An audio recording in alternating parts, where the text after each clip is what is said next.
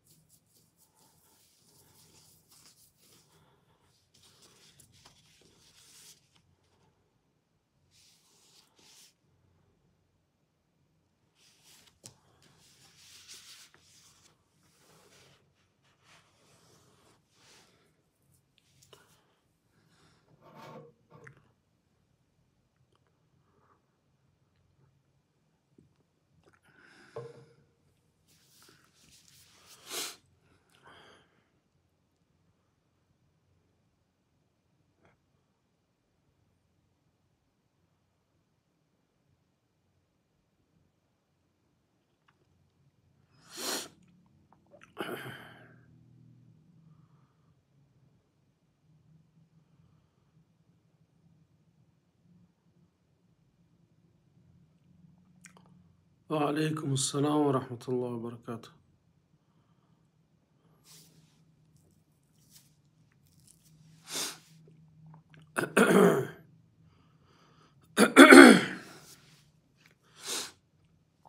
بسم الله الرحمن الرحيم. الحمد لله رب العالمين، والصلاة والسلام الأتمان الأكملان على سيدنا ونبينا ومولانا محمد صلى الله عليه وسلم. عزیزان، ما در جلسه هشتم قرار داریم و باز همون گویم سیر و گشت در بعض آیات های قرآن رو ما ادامه خواهیم داد. عزیزان بیننده که شاید این آیات رو ما هر روز میخوانیم یا هر روز میشنویم یا گاهی در جمعه ها میشنویم، از در موعظه ها میبینیم، لیکن شاید که تاثیر نمیرساند یا اینکه معنایش رو خوب نمیفهمیم یا اون چیز دیگری میشه که چی میشه دوستان نمیتونیم اون از خود کنیم. بنابراین امروز آیاتی که ما گپ میزنیم آیات 23 سوره فرقان است. یکی از آیاتی که اطرافش صحبت خواهد شد همین آیات است و به همین آیات شروع میکنیم دوستان. الله تعالی میگه که و قدمنا الى ما عملوا من عمل فجعلناه هباء منثورا، یعنی که ما با اون چی کافران در دنیا از عملهای نیک میکردند خب قصد نمودیم، پس کارهای آنها را از سبب کافر شدنشان در باطل شوی و بی‌منفعتی مثل غبار پراکنده که در روشنایی از پنجره وارد شونده آفتاب دیده می شود گردانیدیم.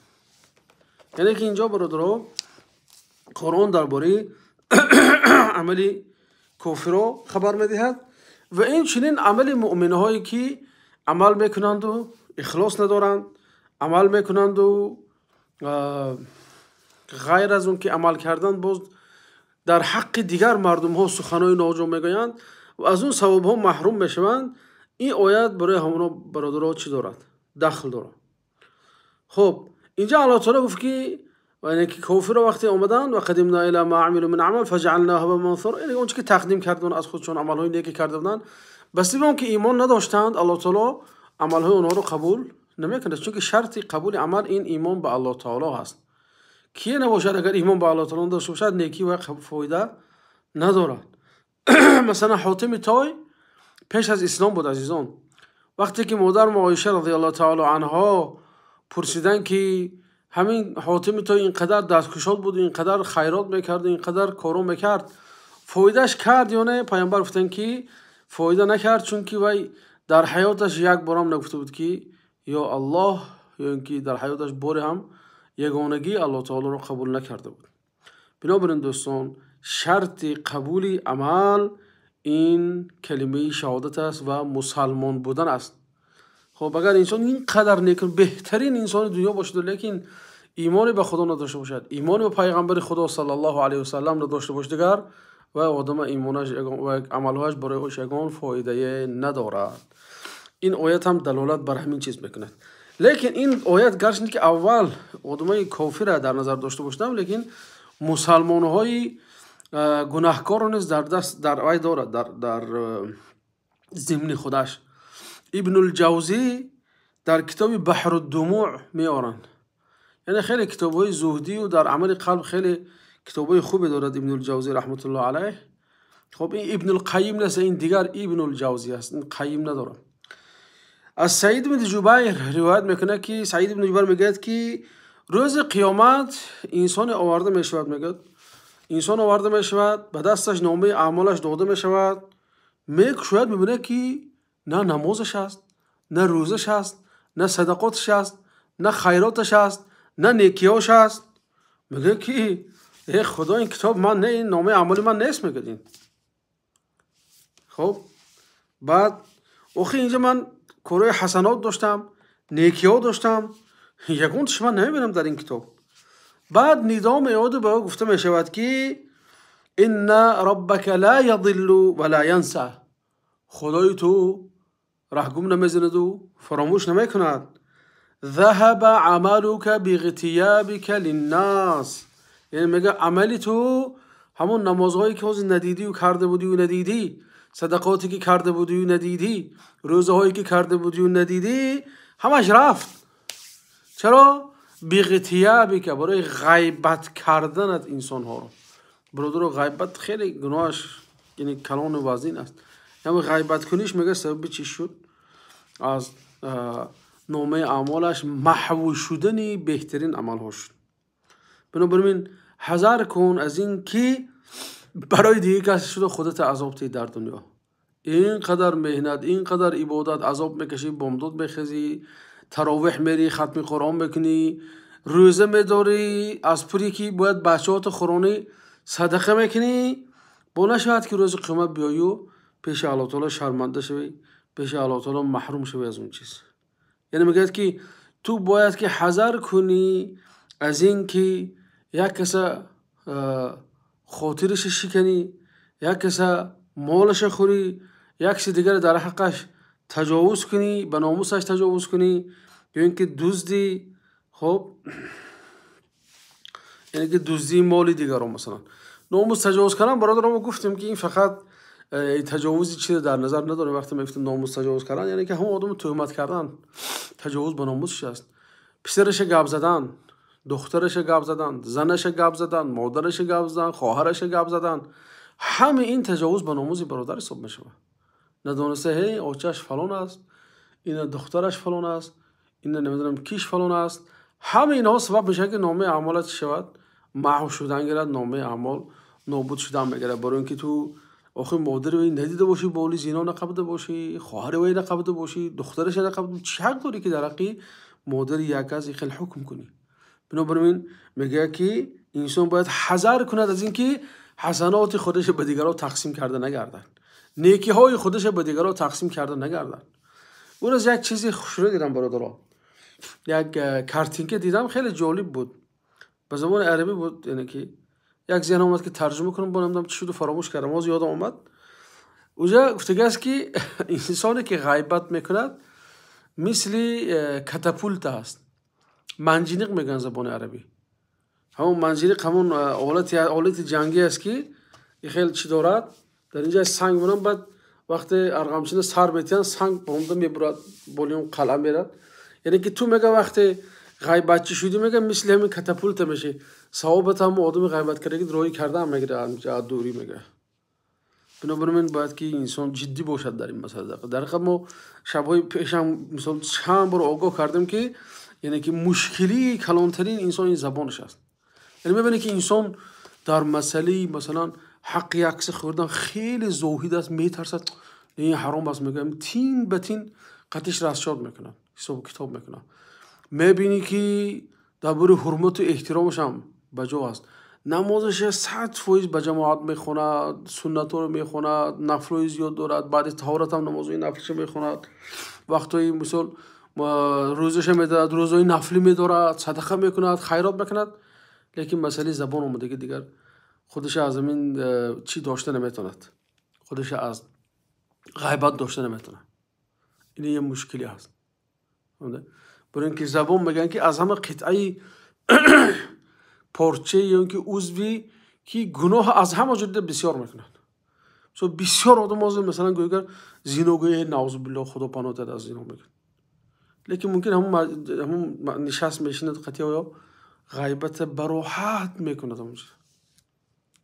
براحت شاید دروغ، براحت برادرش تهمت میکند، براحت برادرش نسبتش گمانی بد میکنه. یعنی که گناه های قلبی همه خیلی میشه، لیکن ما خیلی که نادیده میگیریم. نعوذ بالله این کاری بسیار غلط است. نباید که گناه هایی که قلبی میشود یا زبانی میشود انسان نادیده گیرد.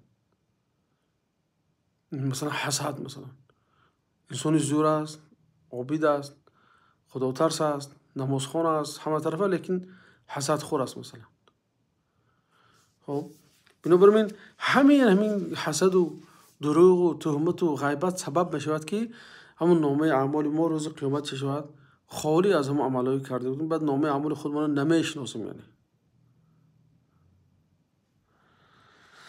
شب اول و فکرم یادتون باشه گفتیم که انسان نامه اعمال خودش مینویسد.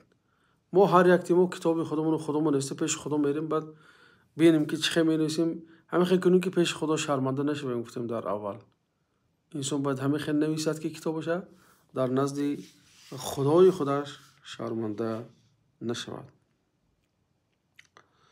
آیت دیگر برادران، الله تعالی میگه که و توبوا الی الله جمیعا ایها المؤمنون لعلکم تفلحون. و توبه کنید ای مؤمنون همگی به سوی الله تعالی باشد که شما رستگار باشید. یعنی توبه کنید سبب رستگاری و نجات شما میشود. ابن القیم رحمت الله علیه، یعنی ابن القیم جوزی است، میگه که خیر ایام العبد على الاطلاق یوم توبته الى الله. مطلقا میگه بهترین روز همون روزی که برای حیات بنده این به سوی الله تعالی توبه کنه و توبهش پذیرفته شود. خب بعد میارد میگه که در اثر آمده است که در روایت میگه که اذا تاب العبد نادى مناد ان فلانا قد اصطلح مع ربه. لا اله الا الله. میگه که وقتی که انسان میگه توبه میکند در آسمان ندا داده میشد که ای اهل آسمان، فلانی پسر فلانی با خدا آشتی کرد، با خدا صلح کرد، توبه خودش را اعلام کرد. ببینید خدای مهربان اینقدر فرشته ها رو مسخر کرده که در توبه ما خرسند میشن. اون که فرشته ها نه به گفتی تاجگان نه نان و نه فطیر برای اونا، دوزخ میدیم جنت بریم برای هیچ معنا نداره. لیکن اونها رو خدای تعالی همه خیلی آفریده است که همیشه در چیزان در عشق انسان است، همیشه در فکر انسان هستن که انسان تا چی درجه به خدای خودش میل دارد، تا چی درجه خدای خودش اطاعت میکنه و توبه میکنه. خب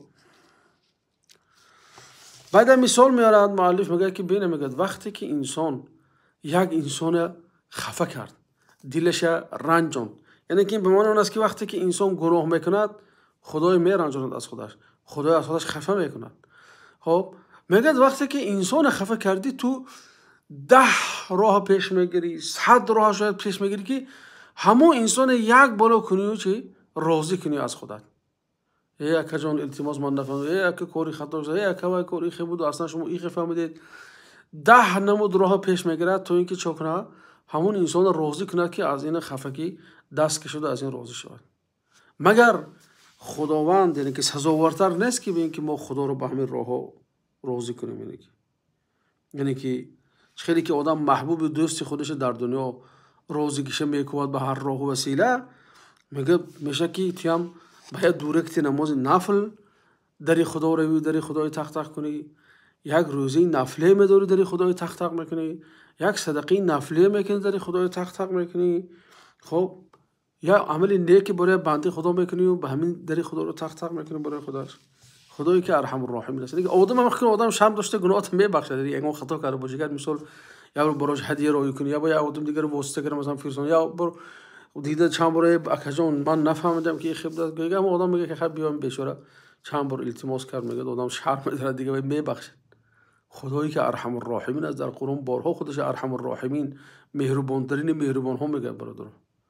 خب بنابراین باید که انسان در چه باشد توبه کند. خیلی گفتم در توبه فرشته ها خرسند بشوند و هم یعنی که راه و وسیله های زیاد را استفاده برد تا اینکه توبهش قبول شود. خب آیتی که حاضر میخوانیم برادرها، این آیت مهم است، یعنی که حیات روزمره ما خیلی دخلش کلان است برادرها. التماس من جدی کمتر گوش کنه همین مسئله رو.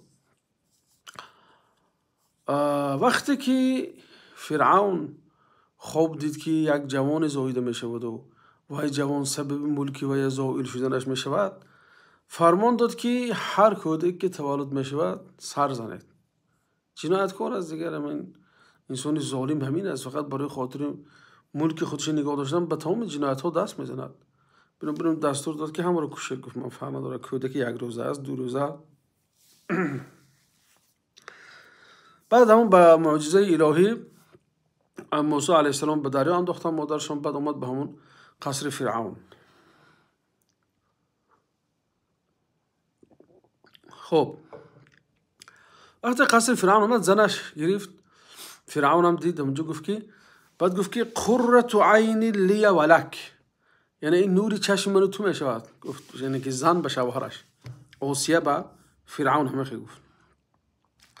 فرعون لعین گفت که برای تو شاید قره شد. گفت نوری چشم شد، لیکن برای من نوری چشم نمی شود. من دکار نیست این بچه. گفت یعنی بیان نمود کبر. یعنی که بعد پیامبر وقتی که همین قصه رو نقل میکردند و همین گپ فرعون گفتن که اگر گفتم به خدا همین فرعون همونجا میگفت که گپ زنش تصدیق میکرد، یعنی که وقتی زن گفت که این نوری چشم منو تو میشود، فرعون تصدیق میکرد، گفتم پیامبر فرعون این سبب هدایت آبش میشد. یعنی که فرعون به همین سبب مسلمان شدنش ممکن بود اگر همونجا همون گپی زن خودش قبول میکرد. میگن خب بنابراین برادرها خیلی در عربی مسئله است که میگن که القدر موکل بالمنطق، تقدیر آدم میگن در منطقه، در اون گپاش چسبیدگی است. یعنی گویی که از دهان یک چیز میافتاد همون تقدیر توی دیگر میکنه. بنابراین انسان باید که همیشه گمان نیک کند به خدای خودش، از خدای تعالی نیکی پرسد. خب مثلا یک آدم یک زن گرید و گوید که این به فکرم امنی زنک زنی که ساز نمیبراید، یعنی که چی حیاتش دیگه میشه. چون که دیگر چی خیلی گفتم القدر موکل بالمنطق، قدر تقدیر انسان به هم زبانش چسبیدگی است. یا یک آدم یک کار میابد و این کاری باور رو نیده برای من گفتگر احتمالی زیاد است که همین خیلی میشود. باز برای شما مثال میارم. دوستان حاضر یک حکایه اصلی خوانده بودم در کتاب تاریخ تبری با ترجمه بلعمی که وزیر دولت سامانیه بود برادرو. همونجا یک چند مثال میارد که خیلی یعنی که زبان ما به تقدیر ما یعنی که تأثیری بزرگ دارد. اگر انسان به اصطلاح او میگن که اپتیمیسم و پیسیمیسم، میگن که اپتیمیست و پیسیمیست، یعنی باید انسان اپتیمیست باشه، همیشه فکر برای خدای خودش گمان نیک داشته باشه. مسلمان باید همین باشه اصلا. خب بلعمی میگه که من مثال آورده، میگه که ببینید، میگه دوستان وقتی که برادرای یوسف علیه السلام آمدند و به پدر یوسف گفتند که یوسف با ما فرست، پدر چی گفت در جوابش؟ نگفت این بچه میده است، خیلی من میترسم که این بچه‌م با خیلی باید نشود، بلایی نرسد. و با التماس کردن به آخر یعقوب که آخر من میترسم که گرگ نخورد در جنگل. ببین کلمه گرگ نخورده. خب بعد وقتی که برادراش رفتند و یوسف علیه السلام بردن به اجازه پدر در چاه انداختن، همین گپی که پدرش استفاده بود همون استفاده بود، گفتن که فاکله الذئب، یوسف گرگ خورد. خب یوسف گرگ خورد گفتن، استفاده بردن در همین چیز. یعنی که اصلا ببین اینجا مقصد یعقوب علیه السلام وقتی این گپ زد میترسید که به یوسف یکم بلایی نرسد، که بلا رسید. مثلا از پدر اینقدر چندین سالها به فراق گرفتار شد، بس به همین چیز فکری چیه که داشتن یعقوب علیه السلام نسبت فرزندش. خب دیومش هم باز همین عائله یعقوب، حضرت یوسف علیه السلام. بینه چه منطق انسان به تقدیرش دعای میکنه. باره وقتی که همون زلیخا یوسف برای خودش میخواست و یوسف میخواست مجبور کند که مثال با زلیخا خواب رود. یوسف علیه السلام چه گفت در دعا؟ گفت که رب السجن احب الی مما یدعوننی. میگفت که خدا زندان برای من بهتر از اون چی که این زنها مرا با اون دعوت میکنن. که زندانم دیگه نصیبش شد، 14 سال دیگه زندان شد یوسف علیه السلام.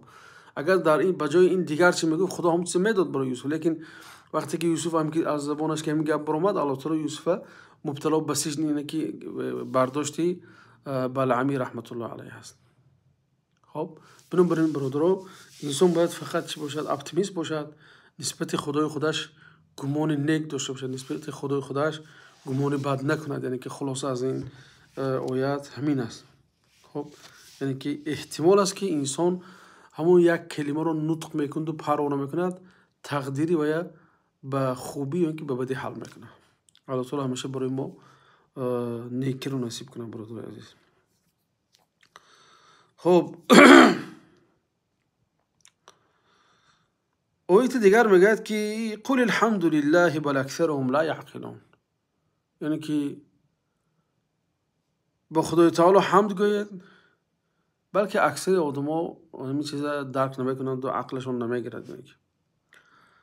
خب برادر، وقتی که قرآن نظر میکنیم میبینیم که وقتی که خداوند مردم وصف میکند، میگوید که گاهی لا یعلمون، لا یشکرون، لا یعقلون، آدمو نمیدانند، آدمو شکر نمیگذارند، آدمو عقل، یعنی که عقلشون کار نمیفرمایند. یعنی که همین نمود آیات ها بسیار از در قرآن. با در مقابل این خداش میگه و قلیل من عبادی الشکور، و کمی از بندگان من است که مرا شکر میکنن. میگه الله تعالی، یعنی که شکر گزارا همیشه کمند. بنابراین هیچ گاه میگه به مردم تکیه مکن، به مردم تکیه مکن. میگه که امام احمد به حاتم اصم گفته که آدم نشسته بودن. خب گفتن که امام احمد حاتم گفتن که چه کنیم که همین زبان آدما از زبان آدما اهمین مانیم، چه کنیم که آدم ما رو تنقید نکنن. این سخن امام احمد، یعنی از این معلوم میشه که این چیز قدیمه است، یعنی که این نموده. گفتن که این آدم گفت که تعطیهم مالک ولا تأخذ من مالهم، با آنها مال میدهی و از آنها مال نمیگیری. و یؤذونک ولا تؤذونهم ولا تؤذیهم، آنها تو را اذیت میکنن تو آنها رو در مقابل اذیت نمیکنی. یعنی گفت که مالت میتی از اونها مال نمیگیری، اونها توی اذیت میکنن تو اونها رو اذیت نمیکنی. و تقضی مصالحهم ولا تکلفهم بقضاء مصالحک، یعنی که اونها را کاراشون حاجتشون برآورده میگردانی، لیکن از اونها طلب نمیکنی که حاجتای تو رو برآورده گردونن. بعد امام احمد وقتی که بشنید گفت که انها لصعبه یا حاتم، حاتم این کاری وزنی نه است، من خیلی کارو میکنم. گفت بعد گفت که در آخر حاتم که بخوشه گفت که ولیتک تسلم، با همه کار کرده خدا و شکر کن که توی اگر از زمین زبان اونها ایمین مانی، اگر همه کار کنیم یعنی که معنیش که ایمین نخواهیم هم. یعنی یه چیزی است که انسان ها هیچ وقت رو به حال خدا نمیگذارن، که همیشه انسان یک شخص میشه که در حقیقت که گنده بزنه، در حقیقت تهمت میکند. خب این بود بعضی از چیزایی که از این آیت گرفته میشد عزیزان. انا اکنون آیتی که در سوره نون آمده است، در سوره نون برادران، در سوره قلم، الله تعالی میگه که ولا تطع كل حلاف مهین هماز مشاء بنمیم. خب این آیت میگه که به هر نفری بر دروغ سوگند خورنده حقیر اطاعت مکن. خب اون نفری که مردم را زیاد غیبت میکند و با سخنچینی در بینشون تخم تفریقه میکند. این یعنی که برادران این تفسیری چی هستیه؟ تفسیری مختصر است. من ترجمه نخونده استم، برای شما تفسیر مختصری همه آیت خونده شدم. یعنی که آیت درباره کی گپ میزنه است؟ درباره این انسانایی که به دروغ سوگند میخورند، حقیر هستند و بسیار غیبت میکنند و سخنچینی کرده بین مردم تفریقه میاندازند. خب همین آیت در اطرافش بعضی حکمت ها، یعنی که همین نمیمه یعنی که قسم و نمیمه، یعنی که به سخنچینی جماعت به تفریقه می اندازد، بین انسان پراکندگی می آورد، علاقه ها را ویران بکند و انسانی سخنچین هم کم نیست، عددش خیلی زیاد است.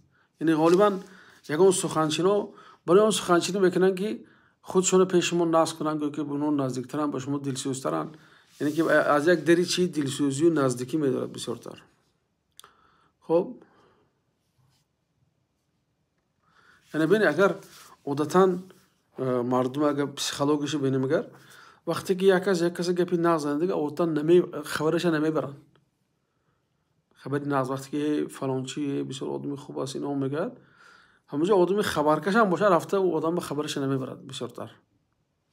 لیکن وقتی که یک عیبش گویه دیگه دارو مردم چون میکنن، یعنی که همون پناش و 10 تا قوش کرده با بولی گپاش پیری پرا و چوشیده و فسون کرده با مزه کرده برده، همون آدم میرسن که توی فلانی فلان خیلی دو رفته. خب بنابراین انسانای صلحا، سلف صالح همین داره میپشتن. باز اگر ما هم همین چیز کنیم برادرها، شاید که رفیقای خود ما دیگه عادت میکنن همین چیز بده. وقتی که ما همین کار همین سنت سلفه، سنت صلحای تطبیق کنیم میگن.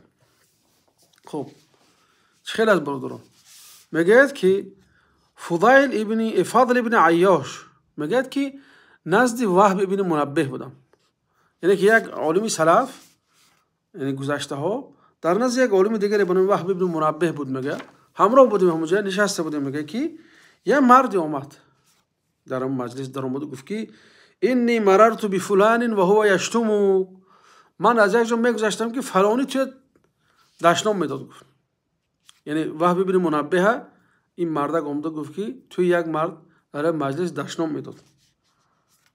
تصور کنید این آدم شیفته از به حال خودش بشوره، چی در کار از گپ وارد این آدم را رسوندن مثلا که تو دشنام میتونه چیکار میکنه، کارت چی مثلا تو، یعنی که بین این دو نفر چی میگذاره.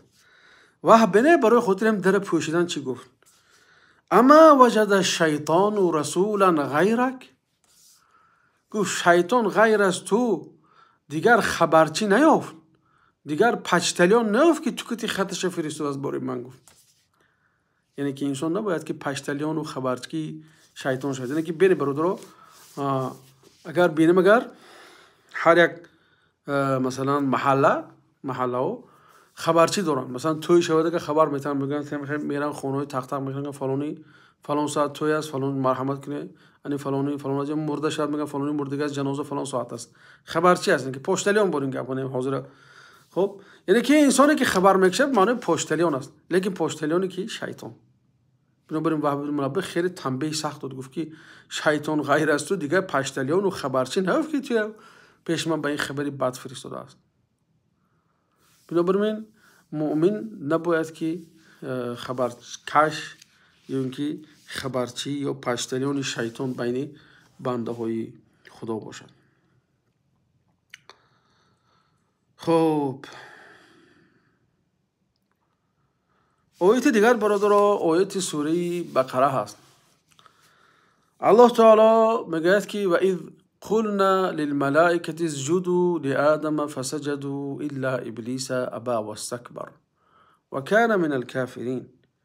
یعنی ای محمد صلی الله علیه وسلم به یاد آور هنگامی رو که خدای تو به فرشتگان گفت و آدم سجده کنه، گفت اسجدوا لآدم، با آدم سجده کنه گفت. بعد گفت که همه سجده کردن، همگی سجده کردن الا ابلیس، مگر ابلیس علیه اللعنه که سجده نکرد و ایبا کرد و استکبار کرد. ایبا کرد یعنی گردن کشید و کبر ورزید و از جمله کافرها شد. میگن خب این نکته منه که برادر این تفسیر و حکمت های زیاد دارد، یعنی که ما بعضی حکمتاش اشاره میکنیم. البته هر آیتی که ما در این چند شب در اطراف صحبت داریم میگوییم حکمتاشو میگوییم، یعنی که ما آیات جنبه نگاه میکنیم. اگر خیلی چخور فکر کنیم شاید که یک چند جنبه های حکمت ها داره که البته انسان از اون عقلش عاجز است که همه اون رو در بر گیرد. ما تا میتونم این چیزایی که مؤلف جمع کرده است همون آورده شدیم. برادر میگه ابلیس از یک سجده سر باز زد که سببی از رحمت خدا دور شدن شد. یعنی ابلیس خدا سجده کن به آدم گفت نکرد، یک سجده نکرد، از رحمت خدا دور شد. لیکن اگر میگم ما با حال ابلیس نظر کنیم و ابلیس به یک انسانی مثلا بینماز مسلمان قیاس کنیم، ابلیس یک سجده نکرد، انسانی که نماز نمیخواند چند سجده نکرده ایستاد است هر روز، چون نماز فرض است، بامداد فرض است، پیشین فرض است، عصر فرض است، مغرب نماز شام فرض است، نماز خفتن فرض است، باشه ما نماز ویتری واجب داریم. غیر از این چند سجده رو که خدا با امر میکنه اطاعت نکرده ایستاد است. باز فرق این یکم فرقش است، یعنی یک سجده نکرد، این یک چند سجده نمیکنه هر روز به نماز. خب به دوستای و شناسای به نماز سوره سانه، یعنی که شاید که این منطق ذهنشون رو کشاده کنند، یعنی کلید شود. دویم فرق ابلیس و انسان به نماز این است که ابلیس به آدم سجده نکرد، اما این آدم به نماز به خدای آدم سجده نکرده ایستاده است. فرق چی دیده؟ ابلیس گفت من آدم سجده نمیکنم، این آدم به نماز گفت که من خدای آدم سجده نمیکنم. یعنی دیگر شما خودتون به ترازی خود برکشه برادران، شما به ترازی خود برکشه که این آدم در چه درجه قرار دارد که در نزد خداوند چه خیلی نگاه میکنه. مادامی که ابلیس باید سجده رانده باشد از درگاهش، یعنی انسانی که این احوال داشته باشد و اگر توبه نکرده مرادگر، مسلمانی که بینماز است و توبه نکرده وفات کرد چی میشه حالش؟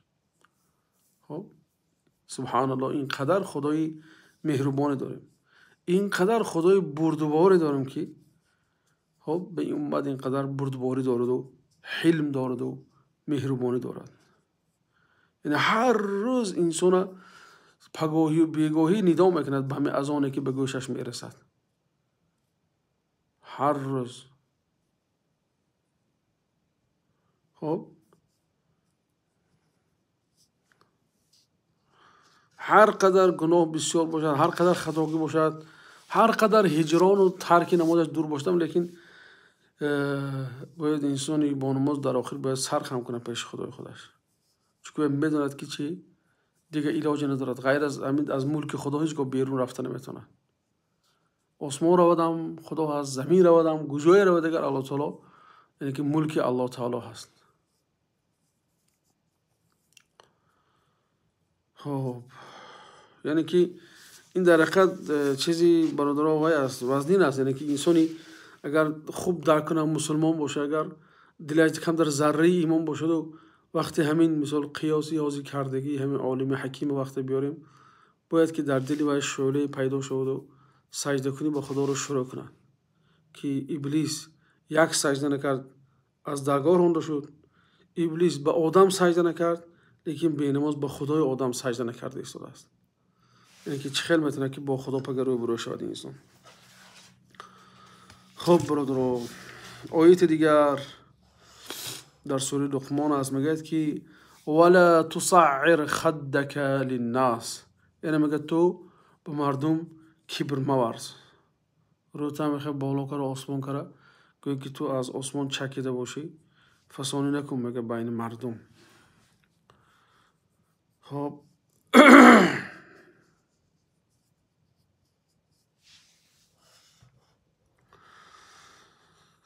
احمد بن حنبل باز مثال بیارم برادرها، یحیی بن معین یعنی که یک صاحب احمد از دوستی احمد از همنشین احمد از میگه که کسی رو مثل احمد بن حنبل ندیدم، میگه 50 سال میگه همراهش رفت آمد داشتم، استاد و شاگردی داشتم، هم درس بودم، میگه باری هم میگه برای یگون کس فخر نکرد، بولی یگون تی از من میگه یگون فخری نکرد.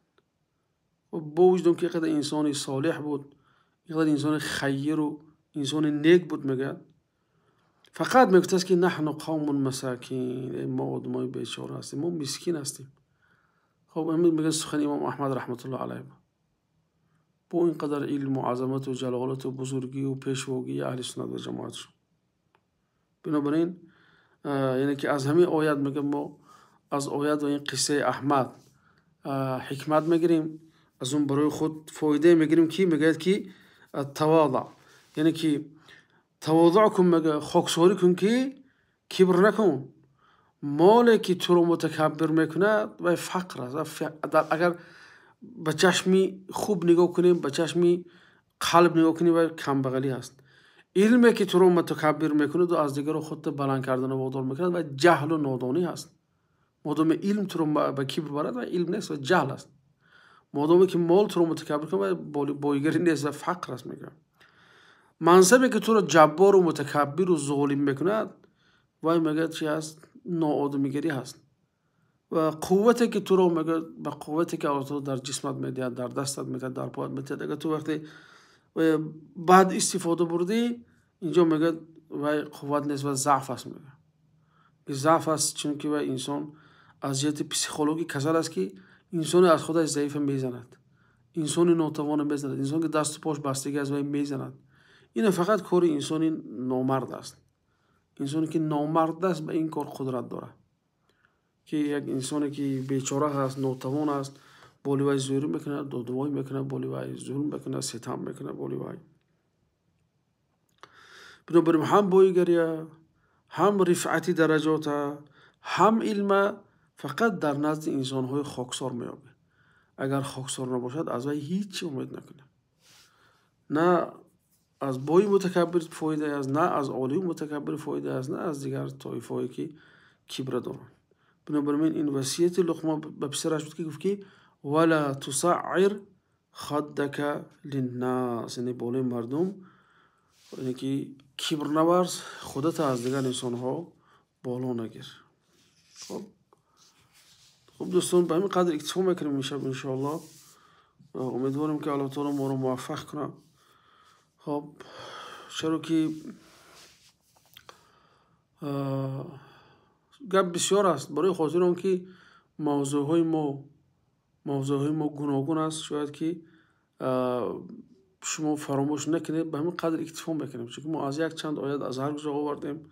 خیلی حد الامکان همون بعضی حکمت های و همین چیزهایی که در آیات در اطرافش برای شما نقل کردیم برادران عزیز، و دیگر از ما رساندن است. وظیفه ما چه خیلی میگن این علیک الا البلاغ. و وقتی که مثلا میگیم که حضرت ابراهیم علیه السلام هم الله تعالی گفت که و اذن فی الناس بالحج، ابراهیم گفت تو برای از آن گفت مردم به حج فریاد کن. خب ابراهیم علیه السلام گفت خدا اما یه آدم در یه بیش هزارم در مکه، حال وقت مکه بیش هزار بود، اما چه خیلی آوازم به تمام دنیا میرفت است. اینجا که للناس گفته برای فی الناس، برای تمام مردم گفت. خب ابراهیم علیه السلام بعد الله تعالی گفت که علیک النداء و علینا البلاغ، یعنی که از تو نداء کردن و دادن است، رساندنش از ما هست، میگه الله تعالی. خب دیگه با الله تعالی به همون راه خودش میرساند این چیزی که ما میگیم. بنابراین ما هم وظیفه ما رساندن است برادران. ما میخوایم که چی الله تعالی وقتی که ابراهیم علیه السلام از آن گفت در تمام دنیا شنوان، میگه همین چیزا. خب خیلی با یک همین وقتی که ابراهیم علیه السلام از آنشون به تمام دنیا رسید، ما هم یک چیزهای خلقی داریم برادران، یعنی که به همین قصه درست میگیره همون گپ. میگن که های آدم روحش لبیک گفت، میگه وقتی که ابراهیم علیه السلام فریاد کرده بود. بنابراین وقتی حج میره و یا عمره میره میگن که این همون ابراهیم علیه السلام وقتی چی کردن لبیک گفته. بنابراین ما هم همین آواز ما در اینجا مثلا برآورده ایستادیم، مثلا رسانده شدیم حد الامکان. ما هیچ وقت دعوای عالمی و علامه و فهامه بدون ما نداریم هیچ وقت. ما یک انسانی مسکین هستیم چه خیلی امام احمد میگه، لیکن ما کمتری که خواندیم میخوایم که برای مردم چی که ما رسانیم، از چیزی که خواندیم باید که رسانیم. زکات علم این رساندنش به دیگران هست، لیکن انسان وقتی علم میگیرد نرساند و زکات علمش ادا نکردگی است. خب مقصد ما هم اصلاح است، مقصد ما هم مردم به خوبی رساندن است برادر عزیز. خب میخوایم که مردم حد الامکان همین ما خوب استفاده برن. شاید بعضی برادران ناراحتن که چرا ما اینجا سوال و جواب نداریم. ما تجربه سال گذشته رو داشتیم برادران، سوال و جواب و این آن. وقتی که سوال و جواب میکنیم برادران خیلی مسئله ها گویم که میشه شاخش نمیرد، از مطلب اصلی دور میشن. لیکن من خیلی اینجا دیگه برادر هستن که سوال و جواب میکنن میبرن در یوتیوب و دیگه کانال ها هستن، خیلی میتونه از اونجا استفاده بره برادران. یا خود کانال ما هم سوال و جواب به شکلی چی گم مثلا ثبت میکنم بعد میگذارم. امروز درباره زکات مثلا سوال بود درباره فدیه بود، اون روز میتونم بعضی جوابا رو همونجا پیدا کنیم برادران. لیکن مقصد من اینجا چی هست؟ یعنی که از اولی شب وقتی موندیم دو درو همین افیره، مقصد ما بود که چه خیلی رمضان رو فایده ناکتر کنیم، فایده آورتر کنیم. خب درست است، تو درباره نمینده انسان فکر میکنه که همین ما یک قلط خوردم یا دانم به یک کمتر بعدی خوردن چی مونده بود، یک کمتر گوشت مونده بود یا نان مونده بود خوردم چی شد، یا بینیم به چی شد، یا توف کردم یا بلغم کردم این کردم. درست این سوالا باید جوابش باشد، لیکن بسیارتر ما باید در فکر خود درست بودن و درست نبودن همین روزه باشیم که چه خیلی کنیم که همین روزی ما مثلا اگر در همین یک روز برای تو خدای تعالی 1000 ثواب می نوشته باشد از همین از ساعت 6 سحر تا 7 بیگاهی روزه داشتن تا تو باید همین ماکسیمال اما 1000 باید که 900 990 باید اجر کسب کنی. مقصد ما چی است؟ همین چیزها رو گفته استیم که چی شویم همون اجری که همون روز برای ما میشود همون رو به پرگی به دست بیاریم.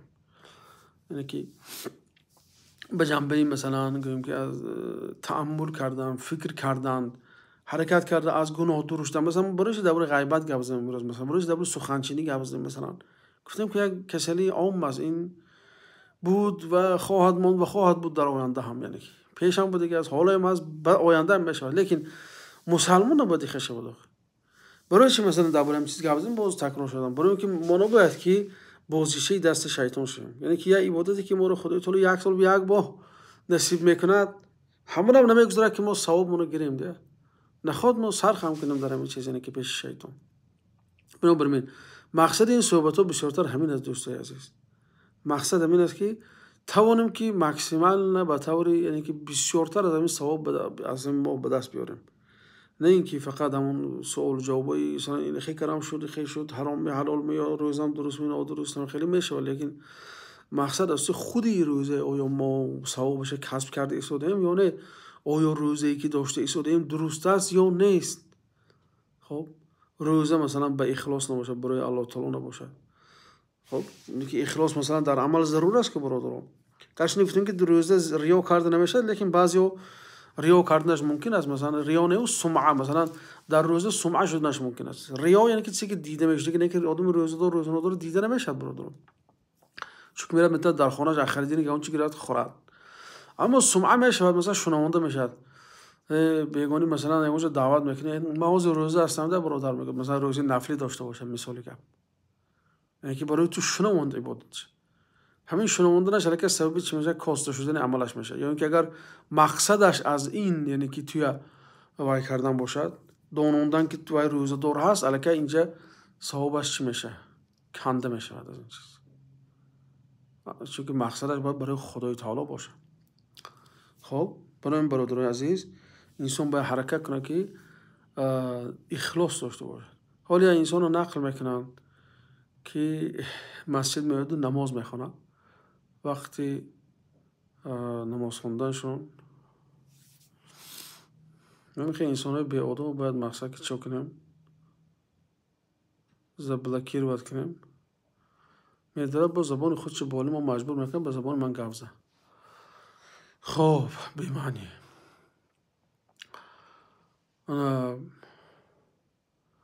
میدارد مسجد نماز میخوند و ببیند که آدمو باید تعجب نیو کنید خودش نمازشو با خوشروتر میکنن برای ما آدم با ذوقشون اومدن، یعنی که ریا میکنه در نماز. کالیکش خام میکنه نمیخواد گیری اول نماز میخونه که آدم خودش ریاکار بوده سم آدم.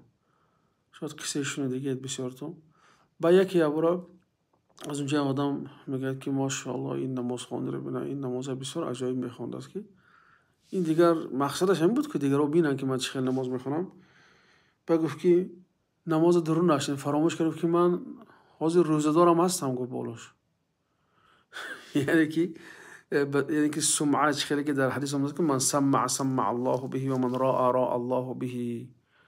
خب یعنی که انسان شنوانند به طور عبادت خودش رو، اون که روزه دار بود نبود خدا میداند اصلا، لیکن از شنیدن سخن آدم لذت برد. آخه تو وقتی آدم عبادت برای خدا باشد، برای الله تعالی نماز خونده باشه، برای الله تعالی روزه داشته باشه، چی درد داری که برای دیگران واسه میشنوانی و میبینانی؟ خب برای اون در مسئله اخلاص باید سخت کار کنیم. ما گاهی میشه که گمان میکنیم که نمازو میخوندم تمام دیگه قبول است، روزه داشتم قبول است. لیکن فکر کنیم برادر، مقصد درس همین است. فکر کنیم که آیا همین عبادتی کردیم آیا به معیاری که خدا گفته از درست است یا نیست. یا بیا بجاش همین تورات سر کنیم، همین توراتی که کردیم مثلا، خب توراتی کردیم، همین توراتی ما آیا به طور باید و شاهده که خدا گفته است شد یا نشد. همین مثلا منطقه فرضی مثلا از این دمیدن میتو زیر زنخه، خب از این نرمی گوشت و این نرمی گوشت آیا توانستیم آب رسانیم یا نرسانیم؟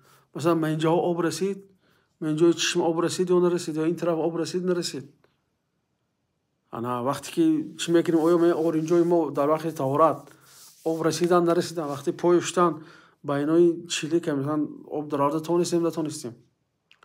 حالی توراتی ما اصلا مثلا شاید که میرد برای چی احتمال برای که زیری سوال رو باید انسان از همین چیز ترسد، همین فکر کنن به معیار خود ما هش شد، من نماز میکردم، من تورات میکردم قبول شد. نه و نمیتونه خدا مجبوری بار کنی که من همه خیلی کردم دیگه اون طرفش کوروتی از قبول میکنه نمیکنه. این خیلی باید نباشد. بنده باید همون طرزی که خدا گفته از همه ادا کند عبادتش. آیا مثلا نماز فرضاش اجرا کردیم، واجباتی که شریعت گفته از اجرا کردیم در نماز، سننی نماز مثلا سنت های نماز در داخل نماز اجرا کرده تونستیم یا نتونستیم. خب این چیز مهم است. روزه هم عینا نمیخواد چخیلی که نماز فرض و سنت داره و واجب داره، روزه هم عینا همین شکل است برادر. روزه هم عبادت است، زکات هم همین شکل است، حج هم همین شکل است که اول باید که اخلاص داشته باشیم. اول برای خاطر اینکه عمل قبول شد اخلاص است. بعد دیگر اینجا رکنای فرضش میاد که ما جا به جا کردیم یا نه مثلا. خب برای من این نشستی ما همین است. مقصد از نشست همین است که ما تا میتوانیم اجرمو پر شود. بنابراین آیات‌های تفسیر کردن، از گناه باز داروندن، همین است. چون که مکتب این روزه چه خیلی اولی شما گفتم مکتب است. روزه میگه که هی بنده میشود است که میگه بنده میشود است که تو همین ما آدم میتونست که یک روز یک پاره قرآن خوند. آدم میتونست است که روزهای دوشنبه پنجشنبه داره. اینو تو یک ماه دراز روزه داشت، نخواد که روزه دوشنبه پنجشنبه داشته نتونه مثلا در یک هفته.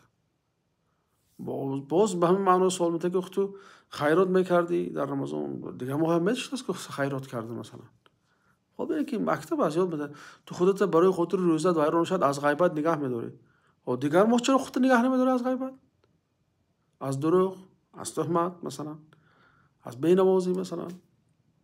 خب همین مکتب مقصد چی است؟ مکتب در اطراف صحبت کردن که ما هم مکتب تو میتوانیم به پرگی اجرا کنیم.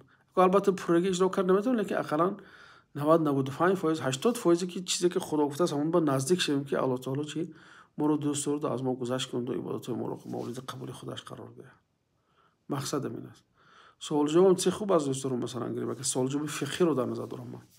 خب لیکن سوال جواب وقتی کردنی باشتون نگم مثلا اونجا برادر هستن که سوال جواب میکنن فقهی، لیکن ما گفتیم که اساسی ما اینجا، اساسی نشستی ما اینجا همین چی است؟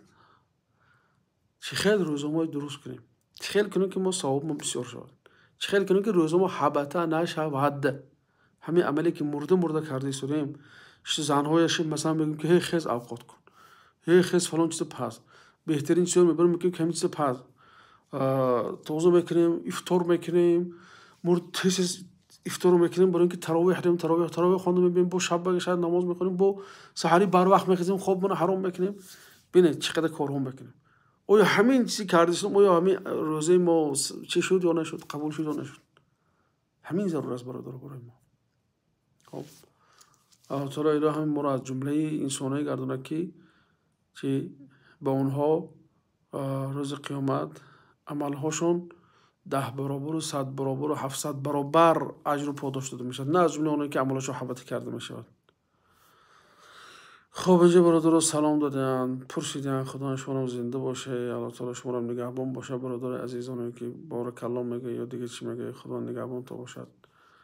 خب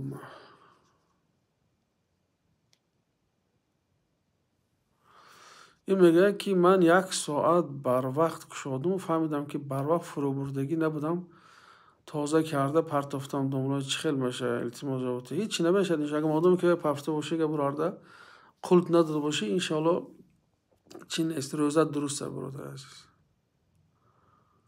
خب اینجا برادر گفته که مسلمان غیبت نمیکنه. بله مسلمان صفتش باید که این خیلی نباشد، غیبت چی نباشه.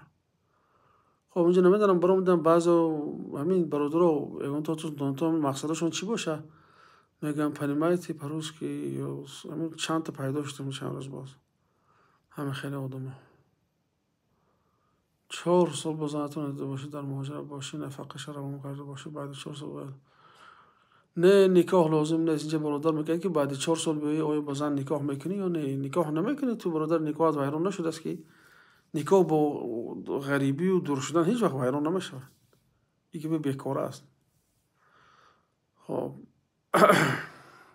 لیکن برادر این کار خطا است. همین 4 سال مثلا زن پفته رفتن هم برای خودت غلط است هم نسبت زنت ظلم مثلا که این چیز بینه و دور حضرت عمر بینه حرکت میکنند انسان جنگ بفرستادن لیکن هر 3 ماه 4 ماه باید که لشکر خونش رفته میاد یک بار. بنابراین همین وقت رسیه میره برادر همین چیزا به نظر گیره که مقصد ظلم نشود. این اصلا تربیت بچه ها تاثیر داره. خود تربیت زنها با تاثیر داره، نیروی زنها با تاثیر داره، نیروی خودت با تاثیر داره. برای انسان باید حرکت کنه تو میتواند همین چیزا نزدیکتر کنه. 4 سال نه 1 سال اقل نیم سال مثلا.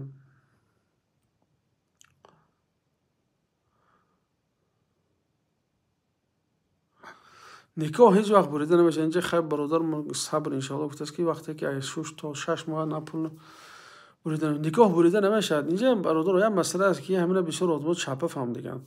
مسئله میگه که اگر تا 6 ماه نفقه نفرستد از وی خبر نباشد زن حق دارد که رفته توسط قاضی شرعی طلاق طلب کند. طلاق طلب کند نه اینکه بریده شود نکاحش. حق طلاق طلب کند گناهکار نمیشود. چون که مردک باید 6 ماه بی‌صاحب گذاشت زن میتونه راه بگه که من نمیخوام این مردی که من 6 ماه بی‌صاحب گذاشت زندگی کنم مثلا قاضی شرعی مسئله طلاق بین میگه. خب لیکن خود به خود به طور اتوماتیکی طلاق نمیافتد. فقط در یک حالت میافتد وقتی که انسان مرتد شد و کافر شد از دین بر اومد در این حالت نکاحش به زنش بریده میشود. اما سفر کردن و چند ماه و چند سال نبودن این یگان وقت سبب بریده شدن نکاح نمیشه برادر.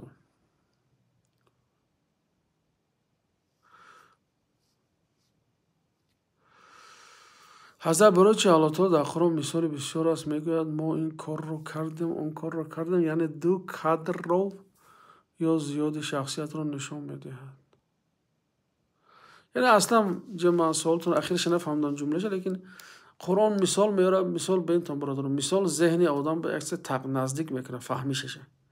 وقتی مثال زد یعنی که میخواد که تو هم مسئله رو فهمی. گاهی یک چیز میشه که آدم نظریوی یک چیز میفهمد میشنود لیکن فهمیده نمیتوند. برای فهمیش وای مثال میزنن. مثال میارم مثلا. خب مثلا میگه که از گفتم که 2 کره 2 میگم لیکن نظریوی میگه 2 کره 2 یعنی که 4 است. و وقتی دوست که 2 ضرب 2 برابر 4 میشه فهمیدن طلبه اینه که تو مثال آوردی ذهن طلبه آسان شد. قرآن هم بخیر مثالا میبره تا اینکه برای آدما فهمش آسان شود. این برادر گفته است که چند رکعت نماز نفل برابر ثواب نماز فرضی میشود. یگان نماز نفلی برابر ثواب فرضی شده نمیتونه برادر. چند رکعتی هم خونی که نمیتونه به این برابر شد. فرض الهی دیگر است یک چیزی که نفل کرده است دیگر است. البته نفل انسان درجه بلند بکنه رفع درجات میشه ثواب بسیار میشود لیکن هیچ وقت به درجه فرض رسیده نمیتونه برادر عزیز. یعنی میگوید الله من کردم میگوید ما کردیم میگوید ها یعنی که اینجا الله تعالی وقتی که خودش به چی جمع گم بزند به ضمیر جمع یعنی که خودش بزرگی و عظمتش نشان دادن. خب بزرگیش برای بنداش نشان گوی من میگوید گوی که بوی میگه که ما کردیم میگوید و هم نعمت خودش و هم منت گذاشتن خودش بالی بنداش هر وقت منت گذاشته گوشزد کرده میگه که احد نبره و به احد بیرون داره که این کارو من کردم من شما رو ساختم من برای شما از زمین رزق میارم من برای شما از آسمان باران میبرم و مثل همه مثال ها. یعنی خب اینجا گفته است که نام شمس الله برادر شمس الله معناش یعنی که معنای شمس آفتاب است. یعنی آفتاب خدا به معنای که یعنی که یک مخلوق خدا بر این گپ است، یعنی که یگان وی نداره. پایین لب ریشه تازه کنم. پایین لب ریشه تازه کجای در نظر داشتیم برادر؟ پایین لب اینجا رو در نظر داشته. اگه اینجاش تازه کنم میشه برادر، اینجا نیو من این دو طرفش تازه کنید، چون که اینجا بسیارتر آدم چی میکند شکلشو بیزه میکند یا موهای بی ترتیب میشه، اینجا رو تازه کنم باکی ندارم. خب این برادر مفت است که طریق تلفنی مثلا نکاح کرده میشود یا نمیشود. این علما میگن که برادر این مسئله اصل میگن که نمیشود برای خاطر اون که فریب و نیرنگ و خیلی بسیارش نش ممکن است در همین نکاح های تلفنی، خصوصا در این زمان که مثال آدم‌ها شهوت خوشان داشته نمیتونن یا بچه‌ای که در روسیه هستند و اینا هم خیلی قلق‌های بسیار میکنن. خب لیکن اگر اونجا پدری دختر باشه، مثلا ایستوبی بعضی وقت میشه که حاضی هست، مثلا بعضی آدم سفر کردن نمیتوند یا اون مشکلی مالی دارد یا اون مشکلی دیگه دارد، در حال وقتی که نکاح میکنن اگر پدری دخترم این طرف باشه، شاهدا باشن، مثلا اون طرف چیان باشه دیگر اجازه میتونه. لیکن خیلی که بعضی میکنن چون که سوال داده برادر، لیکن سوال چند بار آمده بود، بعد دیگه بچه ها گفتن که همه خیلی بچه حاضر همه خیلی راه یافتگان فریب میکنن به این شکل چی میکنن دخترها که. خب بنابراین همون راهی عنعنوی که نکاح کردن البته خوب است برادر. اینجا برادر گفته است که برای ترک نمازهای نافله یا سنت انسان گناهکار میشود یا نه؟ برادر برای نماز نفلی گناهکار نمیشود، نفل است، زیادتی است نمازی. لیکن سنت مؤکده رو اگر ترک کردن گرده، اگر به سبب ترک کند و انسان علما میگن که انسان فاسق شد، میگن که انسان نزدیک به فسق رفته است، چون که فرق است بین نماز سنتی مؤکده یا بین سنت و نفل فرقیت هست برادر. بنابراین اگر سنت انسان اگر به سبب مثلا سنتی بامداد، سنت پیشین، سنت شام یا خفتنه، یعنی که خطری به فسق و به فجور گرفتار شدن انسان هست. پیغمبر هم تاکید کردن با هم، یعنی که وعده پیغمبر یا نمود نادیده گرفتن است که پیغمبر گفتن که هر کسی که 12 رکعت من نماز خونه برای در بهشت قصر ساخته می شود، همین نادیده گرفتن است، یعنی که نشانه انسان اینقدر ایمان کامل نداشتنش است. خب این برادر گفته است که با بیجون نیت تراویح را میگفته. نیت برادر همه به هم دلت میشه، وقتی که همون نماز استودی نیت میکنی که این 2 رکعت تراویح از دلت گذراندی، خلاص دیگه این چیزی زایتی نیست اینجا، مثلا اون چیز مشکلی وای نیست برادر.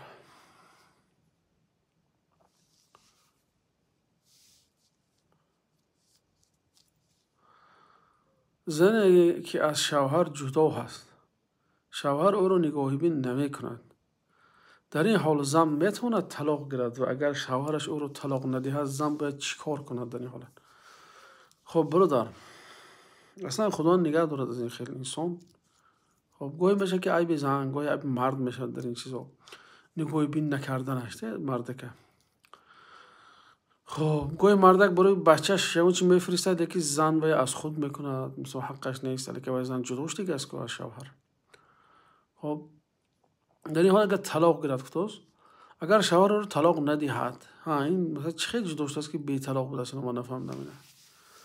خب اگر این از وجه جدا شده باشد زنه که نگاهی بین نکند، ما بالا گفتیم که 6 ماه اگر که همون حق زنه که نفرستاد، مادام زن در اسمت هم مرد باشد، زن حق طلب نکاح دارد.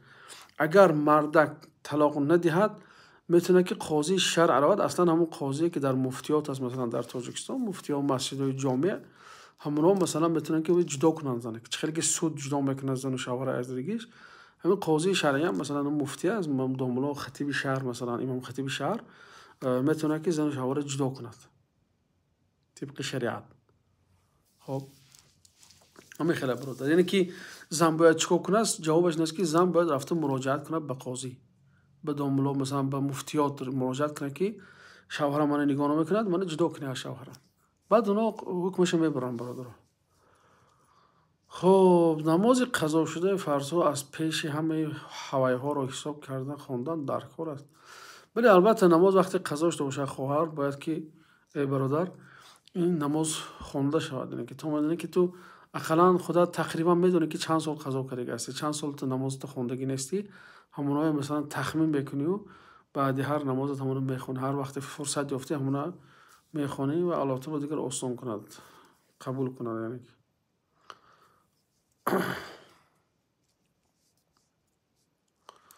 این مسئله هم مقصد برادر عزیز یوسف جان، وقتی که زن طلاق میپرسد و مردک نمیتیاد برقصونه نموش عدل میگن، یعنی که ظلم میکنن نسبت زن. در این حالت زن میتونه پیش قاضی رو طلب کند نیست که من زن مثلا نفس دارم، بچه دارم، این دارم، وای دارم، مقصد جدا کنم، قاضی باید که جدا کند و اصلا البته طرف مردک هم بشنود و بعد بینشون یکون حکم میبره.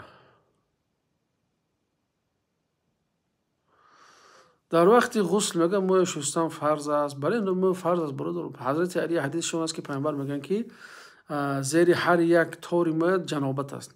در همین باید که انسان همه خشویت که یگان موی بدنش نباید که تر نشده نماند، همش آب باید رسد و الا غسل جنابت حساب نمیشه. از ما درباره طهارت هم گفتیم که آیا ما هم طهارت به شکلی که خدا گفته آیا ادا میکنیم یا نماز به همین شکل ادا میکنیم یا نه. برای شرط است برادر عزیز. سه نماز جمعه را اگر ترک کنی از دین میبره میگن برادر. بله همین حدیثی هست که پیامبر میگن که انسانی که سه بار جمعه را به عذر ترک میکنه و منافق است میگن پیامبر صلی الله علیه و جمعه یک شعار اسلام است. جمعه یک جای جمع‌شوی مسلمان است، همدلی و همبستگی مسلمان هست. وقتی انسان این نماز را به نادیده میگیرد در دلش میگن چی مهری منافقی زده میشود.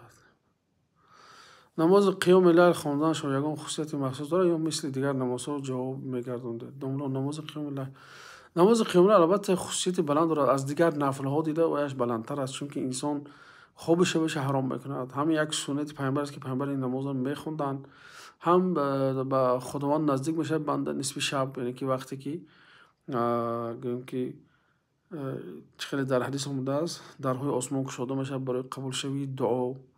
خب الله تعالی میگه که کنی کیا انسان است که استغفار کنه، من استغفارش قبول کنم، توبه کنه توبهش قبول کنم، دعا کنه دعاش اجابت کنم، همون وقت هستیم.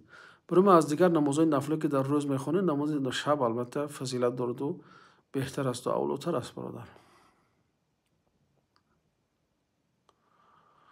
خب اینجا گفته است که برادر خانه اجاره دار میخره از وای زکات میدهی یا نه؟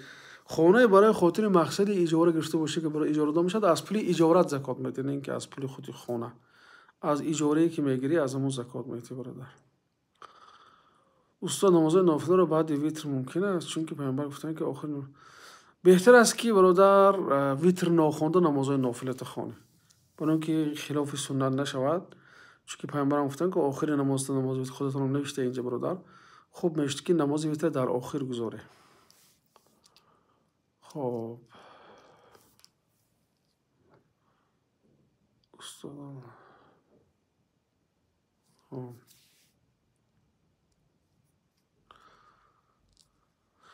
خب جا برادر سوال دادن که به خانه کیاریم افطار کنیم نکنیم، درست است خوردن یا ممکن نیست افطار؟ برادر اینجا که شریعت میدونه چی خیلی میگه، شریعت میگه که هر آدمی که اگر پولش آمیخته باشد، پول انسان آمیخته باشد، هم کاری حلالش باشد هم کاری مثلا حرام باشد، مثلا بعضی آدمان که پرسنت میخرن مثلا گیریم، لیکن با بیزنس های حلال دارن مثلا گیریم، بعضی آدم مثلا کارهای دیگر دارن، کارهای حلال هم دارن کارهای حرام دارن. از اونها میگن که وقتی که دعوت کرد شما میتونه از اونجا استفاده برید کنید، چون که وای انسان ها هم کاری درست دارن هم کاری نادرست دارن. همون چیزی که شما که استفاده برید از اون حلالش است، چیزی که یگان جایی که شبش بس نیست. خب اینجا درباره مادر ما عایشه گفته برادر، بله انشالله بعد رمضان کنیم مسئله رو انشالله، چون که در رمضان که حرکت کنیم با عبادت باشیم برادر، این مسئله رو انشالله در بعد از رمضان اطرافش صحبت میکنیم. خدا نگهبان باشه برادر، جزاکم الله خیرا تا شب آینده و السلام علیکم و رحمت الله و برکاته.